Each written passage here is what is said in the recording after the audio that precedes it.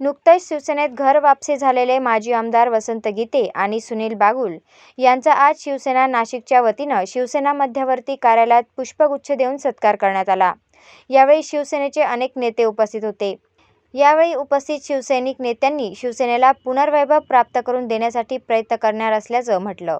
याप्रसंगी शिवसैनिकांनी जुन्या आठवणींना उजाळा दिला। महानगर प्रमुख सुधाकर बडगुजर यावेळी म्हणाले, आता आम्हाला चिंता नाही राहिली की निवडणूक कशी जिंकायची, कार्यकर्त्यांची फळी कशी उभी करायची। कार्यकर्त्यांची फळी आता व्यासपीठावर बसलेल्या मंडळींकडे सर्वांकडेच आहे आणि शिवसैनिक इतका ताकदीचा आहे की त्यामुळे महापालिकेची निवडणूक जिंकायला आम्हाला फार अवघड नाही। भाऊ, आज आपली परिस्थिती अशी आहे की आपल्या जागा आज 90 सीटवरती A+ जागा आपल्याकडे उपलब्ध आहे। ते गेल्या वेळेस पराभूत झालेले उमेदवार थोड्या मताने पडलेले आहेत। ते जवळजवळ 22-23 उमेदवार आहेत की ते परत त्यांना ताकद दिली तर ते निवडून येतील आणि तुम्ही सर्व व्यासपीठावर बसलेल्या मंडळींनी जर ताकद दिली तर ते 22+ होतील। आणि जे उमेदवारांना आपण तिकीट नाकारलेलं आहे, मनसेचे आपण 22 उमेदवार घेतले, त्यातले आले 2 उमेदवार आपले निवडून आले आणि 20 उमेदवार पराभूत झाले। तर यावेळेस आपल्याला ती घाई करायची नाही। उमेदवार घेताना आपल्याला गाडलेल्या जागा भरताना जिथं आपला उमेदवार सक्षम नसेल त्याच ठिकाणी आपण मेगा भरती केली पाहिजे आणि आपल्या कार्यकर्त्यांना पहिली संधी दिली पाहिजे। जर आपल्या कार्यकर्त्यांना संधी दिली तर तो ताकदीने त्या ठिकाणी उभा राहील। तर आपल्या 20 जागांचं नुकसान मागच्या वेळेस त्यामुळे झालेलं आहे की मनसेचे उमेदवार पराभूत होतील असं आम्हाला वाटलं नव्हतं, परंतु त्या काळाच्या ओघामध्ये त्यावेळेस मनसेचे 20 उमेदवार पराभूत झाले, आपण घेतलेले आणि 2 उमेदवार निवडून आले। त्यामुळे आपल्या जे 2 नंबरचे उमेदवार जे आहेत ती मागं पडली। परंतु आप्पा आज सांगतीलच की महापालिकेच्या निवडणुकीच्या वेळेस मला आता पण बोलले ते की जरी कोणी 4-5 नावं सांगितली मी त्यांना की शिवसेनेमध्ये प्रवेश करायला इच्छुक आहेत, तर ते म्हटले काही नका करू, कारण आपल्याला ज्या ठिकाणी आपला उमेदवार असेल त्या ठिकाणी लगेच घेतला तर आपले वातावरण त्या ठिकाणचं खराब होईल। तर आम्ही थांबलोय, 5-6 लोकांची लिस्ट लगेच तयार आहे, परंतु आम्हाला टप्प्याटप्प्याने स्ट्रोक द्यायचे। आता लगेच स्ट्रोक दिलं तर ते जरा हे होईल, आम्ही पण शेवटपर्यंत निवडणुकीपर्यंत टिकलो पाहिजे आणि त्यानुसार आमचे स्ट्रोक देण्याचे काम चंदनजी तुम्ही बातमी लावली होती, त्या बातमीप्रमाणे सर्व व्यवस्थित चाललेलं आहे आणि इथून पुढे चालू राहणार आहे। तसंच महिला आघाडीच्या सत्यभामा गाडेकर यांनी यावेळी सांगितलं, असं मला वाटतं आपण केलं तर नक्कीच पक्षाला बळकटी येईल। आदरणीय दोन्ही आमच्या बंधूंचं मी मनापासून महिलांच्या वतीने नाही तर सर्व शिवसैनिकांच्या वतीने स्वागत करते। तुम्ही कधीच तिकडे नव्हतात, कधी नेहमी आमचे होतात। आज आमच्या खरं तर मी दोन्ही भावांच्या चेहऱ्यावरचं तेज त्या दिवशी जेव्हा वर्षा बंगल्यावर बघत होती तर मला इतका आनंद वाटला की खरंच आपण, मला असं वाटतं शिवसैनिक म्हणून या जिल्ह्याला अभिप्रेत असलेलं काम नक्कीच हे दोन्ही बंधू त्यांच्या बरोबर सर्व पदाधिकारी हे मोठ्या दिमाखाने पुढे नेतील। भाऊ, तुम्ही केव्हाही सांगा, आम्ही तुमच्या सोबत। सुनील बागुल यांनी शिवसेनेच्या कामाचा दाखला देत असं काम इतर पक्षात होत नसल्यानं शिवसेनेत प्रवेश केला असं मनोगत व्यक्त केलं।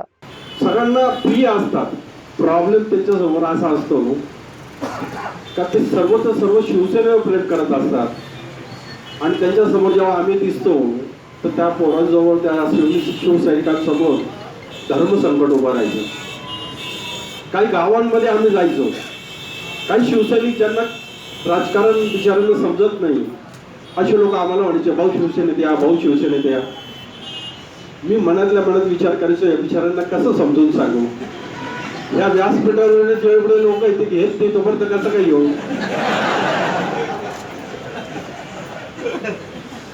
बरोबर आहे का नाही? तो बिचारा मला लग्नात कुठं कार्यात भेटला।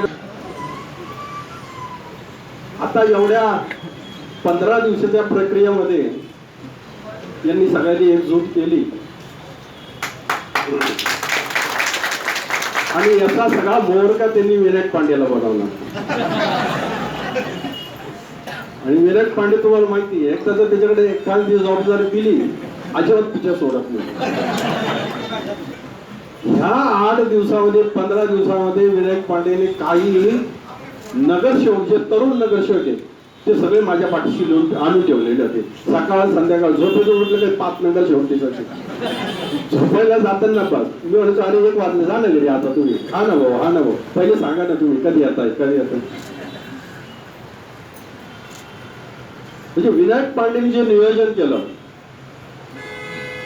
वसंतच्या बाबतीत असेल माझ्या बाबतीत असेल, कारण विनायक शिवसेनेची काम करायची पद्धत ज्या पद्धतीमध्ये डायरेक्ट ज्याला आपण यश म्हणतो, बाकीच्या ठिकाणी प्रोसेस आहे स्लो, हळू जसं सरकारी काम चालतं ना, फाईल इथून सरकली तिथं गेली, तिथून सरकली इथं गेली आणि ती फाईल मंजूर होता 1 वर्ष लागतो. शिवसेनेमध्ये डायरेक्ट फोन करायचा, काम होतं का नाही, फोन केल्यावर काम नाही झालं तर मग ऍक्शन काय करायची आणि एखादा अधिकारी जर ऐकतच नसेल तर त्याच्या विरोधात काय करायचं, इथं फटाफट डिसिजन घेतला जातं. आणि त्यामुळे इथली काम करायची पद्धत आणि तिकडच्या काम करायच्या पद्धतीमध्ये आम्हाला बऱ्याच अडचणी यायच्या. वाटत सगळं होतं इकडं आलं पाहिजे, इकडं काम करता येतं, पण तो दिवस उगवलेला नव्हता. तो दिवस आज तुमच्या आशीर्वादाने आलेला आहे. सोडायच्या टायमाला. तसंच वसंत गीते यांनी उत्तर महाराष्ट्रातील सर्व महापालिका आणि जिल्हा परिषद यांवर भगवा फडकविण्याचा मानस व्यक्त केला. की जो भी काही निर्णय घ्यायचा तो दोघा मिळून घ्यायचा, नाही तर निर्णय घ्यायचा नाही.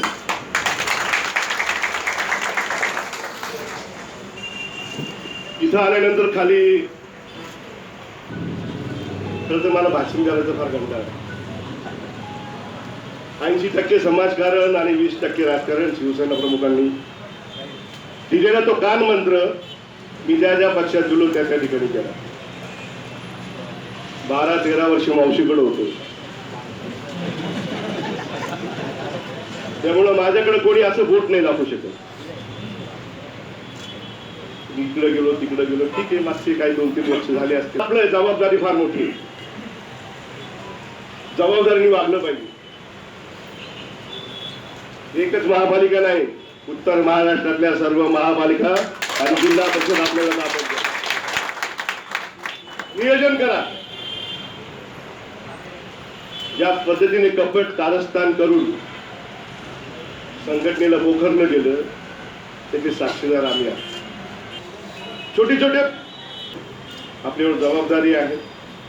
महापालिका आपण घेतली समजा, परंतु प्लॅनिंग करावं लागेल, जबाबदारी वागावं लागेल.